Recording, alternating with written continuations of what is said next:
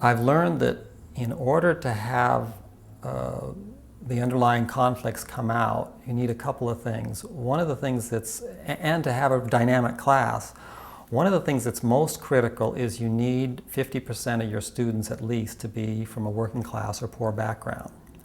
At an elite university like Berkeley, like Harvard, like Stanford, that's hard. There's a lot of focus these days on how few working class students are getting into elite universities. But that's a challenge. You have to go out and recruit those people.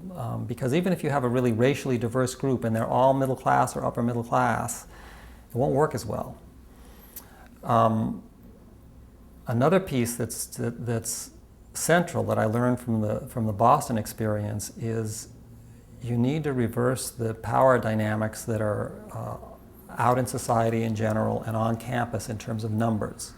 If you try to conduct a course like this with one or two students of color and the rest white students, it usually doesn't happen. The natural kind of conflict and dialogue doesn't come out. If you have 2/3 or more students of color and 1/3 or fewer white students, then the white students naturally feel, maybe for the first time in their life, many of them, a little on edge and a little not in their kind of I'm running things comfort zone, but kind of like, ooh, wow.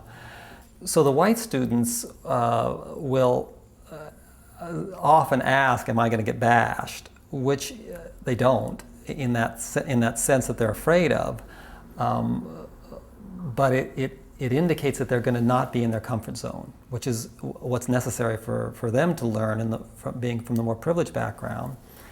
And the students of color naturally bring up more, and working class students naturally bring up issues that are central to them and that are important and that they don't normally communicate to the majority or the dominant group when the numbers are reversed from what they're used to normally. It's just there's power in numbers.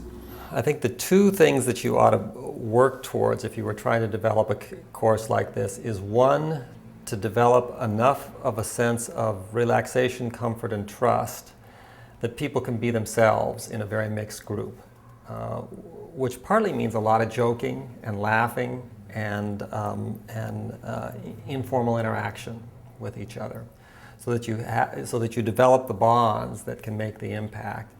And the second piece is that growing out of that, you create enough safety and you have enough structure so that some of the real conflict that's there, that you're not creating, but that is just there, emerges. And the students, if those two things don't happen, you're dissatisfied and the students are dissatisfied at the end of the class. If there hasn't been some real bonds of friendship and mutual admiration and respect that have developed across racial and class lines, and if some real moments of conflict haven't happened, some flare-ups, and they don't have to be loud flare-ups. It can be just a very quiet, honest statement from somebody of, I don't trust white people, and my family have never trusted white people. If that was what somebody genuinely felt. I've had Native American students say that who came off the reservation, and they weren't loud, they were just very forthright about it.